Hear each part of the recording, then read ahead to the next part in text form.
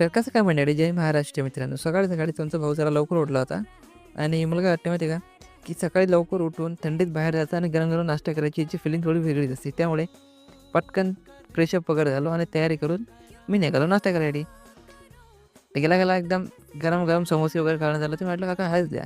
काकांनी पटकन प्लेट वगैरे लावली आणि मी बसलो डायरेक्ट नाश्ता करायसाठी. नाश्ता वगैरे करून मी आलो घरी. आता म्हटलं पेटपूजा झाली, चहा-पाणी वगैरे झालं आता आपलं काही काम नाही. आता आपण बसू मस्तपैकी अभ्यासाला. तर मी बसलो माझ्या कोडिंगचे क्लास करत. कोडिंगचे क्लास वगैरे झाले आणि आता माझ्या मम्मीची तब्येत थोडीशी डाऊन होती. तर थोडं सर्दी वगैरे चालू आहे यार, थोडं फीवर चालू आहे. मग स्वयंपाकाचा जो प्लॅन होता तो आमच्या तिघांकडे होता. स्वयंपाक स्वयंपाक वगैरे केला आणि पटकन जेवून घेतलं बाई. आम्हाला बी स्वयंपाक येतो बाई, जेंट्स आहे. पण जेंट्सला स्वयंपाक एकदम क्वालिटीचा आहे ते. आता तुम्ही हे जो फोटो पाहिला ना एकदम क्वालिटीवाला जेवण होतं. आता संध्याकाळी चहा वगैरे पिला. आता बघू आता रात्रीचं. ॲक्चुअली तशी काही भूक तर नाही आहे. अशी ना मी तुम्हाला काही दाखवून देईन.